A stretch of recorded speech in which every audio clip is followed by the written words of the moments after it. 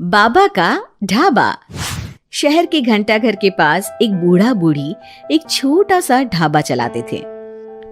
दोनों एक दूसरे का सहारा थे और किसी तरह अपना पेट पाल रहे थे, लेकिन महंगाई ने उनका जीना मुश्किल कर दिया था। आज सुबह से सिर्फ 2 ग्राहक आए हैं और शाम के 5 बज गए हैं। कुछ समझ में नहीं आ रहा कि क्या करें। वो सब कह रहे हैं कि बाजार में मंदी आ गई है, इसीलिए सबकी गिराई नहीं चल रही। अरे बुढ़ापे में पैसों के लिए इतनी मगजमारी करनी पड़ रही है। अभी तो हाथ पैर चल रहे हैं तो काम धाम हो जाता है, बिस्तर पर आ गए तो पता नहीं कैसे चलेगा। बेटा बेटी सब छोड़ के चले गए हमको, बस गरीबी ने नहीं छोड़ा। भगवान के घर देर है अंधेर नहीं, सुनते सुनते हमारी आंखों में अंधेरा छा गया। कल भी बचा हुआ खाना कुत्तों को देना पड़ा था, आज भी यही करना पड़ेगा। रोज की तरह आज भी ग्राहकी नहीं हुई थी। रात को बाबा और अम्मा सड़क किनारे बने अपने ढाबे में ही सो जाते हैं। अगले दिन सुबह सुबह ही एक ग्राहक आ जाता है। बाबा जरा एक चाय और एक कचौरी तो देना। जी भैया, अभी गर्मा गर्म कचौरी तल के दे रहा हूँ। एक ही चाहिए बेटा? आपके साथ आई मैडम जी नहीं खाएंगी क्या? नहीं नहीं, मैं ये सब रोड की चीजें नहीं खाती हूँ, आप इन्हें ही खिला दो। और जल्दी करो ना, रितेश मूवी जाने के लिए लेट हो रहा है। अरे बाबा, लाल चटनी ज्यादा डालना। हाँ। लेकिन उसके बाद फिर पूरे दिन कोई ग्राहक नहीं आता और फिर से सारा खाना वेस्ट हो जाता है। ये सिलसिला कई दिनों तक चलता है और तभी एक दिन एक लड़का वहां अपना मोबाइल लहराते हुए पूछता है, हेलो दोस्तों, कैसे हैं आप सब? ठीक ही होंगे, मैं भी ठीक हूँ। और आज हम हैं किशनगंज के बाबा के ढाबे पर। चलिए देखते हैं कि बाबा क्या क्या बनाते हैं। बाबा, तो आज क्या खास बनाया है आपने? अरे भैया जी, आज ये समोसे बनाए हैं, कितने बांध दूं आपको? हाँ भैया जी, लाल चटनी के साथ बहुत अच्छे लगेंगे, ले लीजिए ना। ये देखिए दोस्तों, समोसे को बांध कर दिखा रहे हैं और ये लाल चटनी को देख के तो मुंह में पानी आ गया। आज तो मजा आ जाएगा, आइए चखते हैं दोस्तों। लड़का समोसा चखते ही तारीफों के पुल बांध देता है। वाह वाह वाह, मजा आ गया, इतना अच्छा समोसा मैंने तो कभी नहीं खाया। आपको यहाँ जरूर आना चाहिए और ये समोसा जरूर खाना चाहिए। और एक चीज, ये देखो, ये रोड साइड पर इनका ढाबा है, इनकी हेल्प तो होनी ही चाहिए। अच्छा, वैसे और क्या क्या बनाते हैं आप? बेटा, पराठे मैगी सब बनाते हैं। वाह वाह, इतना अच्छा खाना बनाते हो, बहुत भीड़ होती होगी। अरे नहीं बेटा, कोई नहीं आता हमारे ढाबे पे, पैसे पैसे को तरस गए हैं। अरे आप रो क्यों रही हैं? रोइए मत, क्या हो गया है?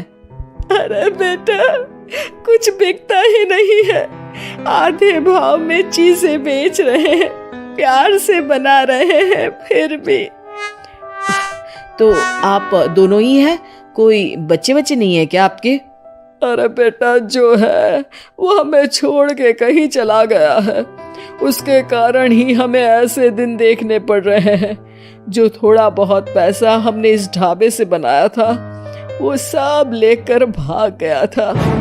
ओह, देखिए आप चिंता मत करिए, मैं आपका वीडियो सोशल मीडिया पर डालने वाला हूँ और फिर देखना कितनी जल्दी लोग आपकी मदद के लिए आगे आएंगे।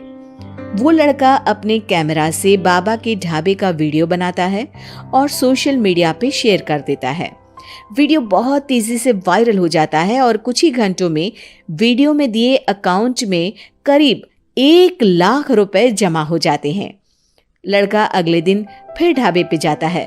बाबा, आप रोइए मत, पब्लिक ने आपका सारा दुख दूर कर दिया है, आपके खाते में 1 लाख रुपए आ गए हैं। अब टेंशन लेने की कोई बात नहीं है, टेंशन भूल जाइए और मजे कीजिए। अरे बेटा, तुम्हारा हम कैसे धन्यवाद करें, तुम्हारे कारण इस दुकान पर आज इतनी भीड़ लगी है, वरना हम दोनों ने तो उम्मीद ही छोड़ दी थी। हरा जुग जुग जियो बेटा, तुमने आज एक गरीब का भला किया है।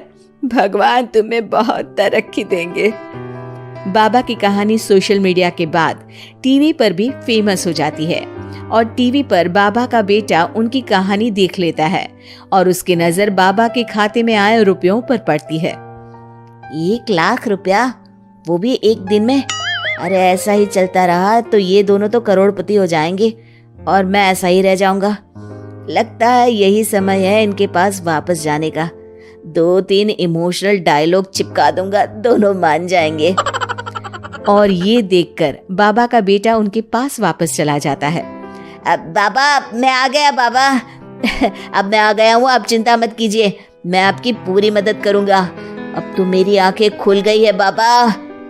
अरे बेटा, कितना याद करते थे तुझे मेरे लाल। अपने बूढ़े माँ बाप को छोड़ के अब कहीं मत जाना। अरे नहीं माँ, तब तो मेरी मजबूरी थी, लेकिन अब नहीं, मुझे माफ कर दीजिए माँ बाबूजी। बाबा काफी नरम दिल के इंसान थे और बेटे के आने की खुशी उनके लिए पैसों से कहीं ज्यादा होती है। वो अपने बेटे को माफ कर देते हैं। बेटा, हम तो कुछ साल में बचेंगे भी या नहीं कोई भरोसा नहीं, लेकिन तू मेहनत करके ये ढाबा चलाना, और इसलिए आज से मैं ये ढाबा और ये पैसे तेरे नाम करता हूँ। अब हमारी तो उम्र हो गई है, अब तू काम करना और हम घर बैठकर खाएंगे। ये कहकर बाबा सारा पैसा अपने बेटे को दे देते हैं और आराम से अपनी पत्नी को लेकर अपने पुराने घर चले जाते हैं। ढाबे पर काफी भीड़ बढ़ती है। कुछ दिन में ही बेटा काफी पैसे कमा लेता है। एक दिन जब व्लॉगर लड़का वहां पहुंचता है तो देखता है ढाबा बंद है। वो बाबा के पास जाता है। अरे बाबा, आपने अपना ढाबा क्यों बंद कर दिया? ढाबा बंद नहीं तो? वो लोग वहां जाते हैं तो पड़ोसी बताते हैं कि ढाबा तो पिछले 4 दिन से खुला ही नहीं। बाबा ढाबे को अपने पास रखी चाबी से खोलते हैं तो देखते हैं कि ढाबे में एक बर्तन तक नहीं है। बाबा सर पकड़कर बैठ जाते हैं। हमारे बेटे ने हमें फिर से बर्बाद कर दिया। पर हमारे पास तो वापस बर्तन खरीदने तक के पैसे नहीं है। बर्तन भी बेचकर खा गया होगा नालायक। बाबा आप चिंता मत करो, आप काफी फेमस हो, लोग फिर से आपकी मदद कर देंगे। बस इस बार अपने बेटे को दूर रखना ढाबे से। अब की बार बाबा ढाबे पे एक बोर्ड लगवाते हैं जिस पर लिखा है सिर्फ बाबा का ढाबा। ये सिर्फ क्यों लिखवाया है जी? ताकि अपने बेटे को पता चले कि ये सिर्फ उसके बाबा का है, उसके लिए अब यहाँ कोई जगह नहीं।